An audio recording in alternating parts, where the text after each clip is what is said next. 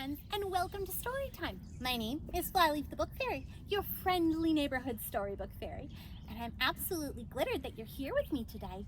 Today we're going to read a story about a boy's favorite color. Do you have a favorite color?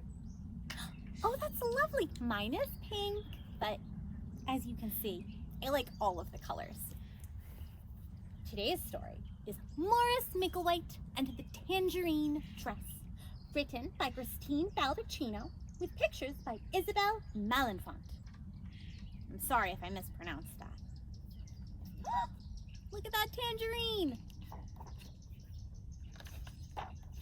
Morris Micklewhite and the Tangerine Dress. Morris Micklewhite has a mother named Moira and a cat named Moo. Morris likes Sundays because his mother makes him pancakes on Sundays. Mondays are great too because on Mondays Morris goes to school. Morris likes lots of things about school. He likes to paint. He likes to do puzzles. He likes the apple juice at snack time and singing the loudest during circle time. Most of all, Morris likes the dress-up center and the tangerine dress. Morris likes the color of the dress. It reminds him of tigers, the sun, and his mother's hair. He likes the noises the dress makes, swish, swish, swish, when he walks, and crinkle, crinkle, crinkle when he sits down. He takes turns wearing all the different shoes, but his most favorite ones go click, click, click across the floor.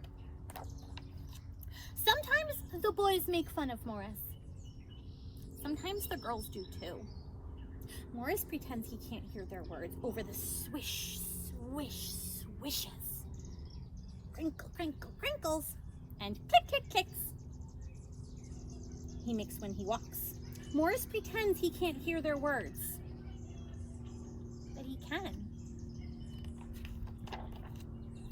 On Monday, Becky tried to pull the dress right off his back. You can't wear it, you're a boy. On Tuesday, Eli, Henry, and the other boys wouldn't let Morris ride on their spaceship until he took the dress off. Astronauts don't wear dresses! On Wednesday, Bee and Lila noticed Morris's fingernails. His mother had painted them for him the night before. They chased him around the playground, shouted, "Pinky fingers, pinky fingers!" On Thursday, the boys wouldn't sit near Morris at the snack table. "We don't want you to turn us into girls!" On Friday, Morris pretended he had a tummy ache. When he thought of all the kids in his class and all the mean things they did and said, his tummy ached for real. His mother let him stay in bed and read books about elephants. Moo sat in his lap. Moo liked elephants too.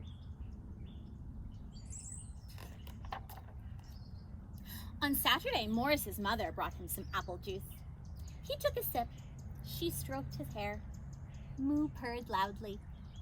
Morris suddenly felt well enough to do a puzzle. He hummed to himself and felt better still. On Sunday, Morris crawled out from under the covers after a wonderful dream about being on a space safari with Moo.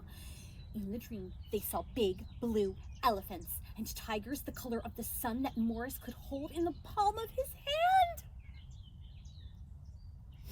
The elephants swish, swish, swished as they moved through the grass, and the tigers ate giant leaves that crinkle, crinkle, crinkled as their tiny teeth chewed them. The buttons on the spaceship, can you guess? Click, click, clicked under Morris's fingers. Morris wanted to share all the amazing things he had seen. He took out his brushes, put on his smock, and began to paint using every color he could imagine. He showed his painting to his mother when he was done. He pointed out the big blue elephant, the tiny tiger, the color of the sun, the tall grass, and the giant leaves. He pointed out Moo in his shiny round space helmet.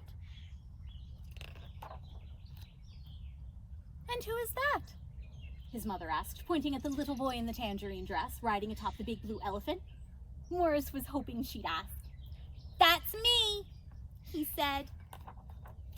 On Monday, Morris went to school with his painting rolled up in his backpack. When he had the chance, he put on the dress that reminded him of tigers and the sun and his mother's hair. Morris swish, swish, swished. The tangerine dress crinkle, crinkle, crinkled. His shoes click, click, clicked. Morris felt wonderful. Eli and Henry wouldn't let him on their spaceship. So Morris built his own. He hung his painting on the front of it and climbed in, ready to take off. "Are there really elephants in space?" Eli asked. "And tigers?" "If you follow me, we can find out," Morris offered. Eli and Henry followed Morris to a planet they had never visited before. As they explored, Morris swish, swish, swished.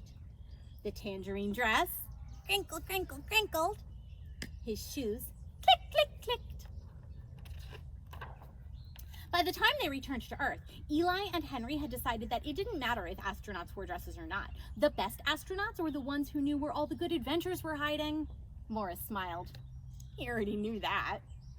When snack time was over, Becky demanded the dress. Morris told her that she could have it when he was done with it. "Boys don't wear dresses," Becky snipped. Morris smiled as he swished, crinkled, and clicked back to his spaceship. "This boy does." The end. I hope you enjoyed today's story. I hope you have a tangerine dress all of your own, even if it isn't actually a dress or a tangerine, as long as it makes you happy. And I'll see you another day for another story. Goodbye.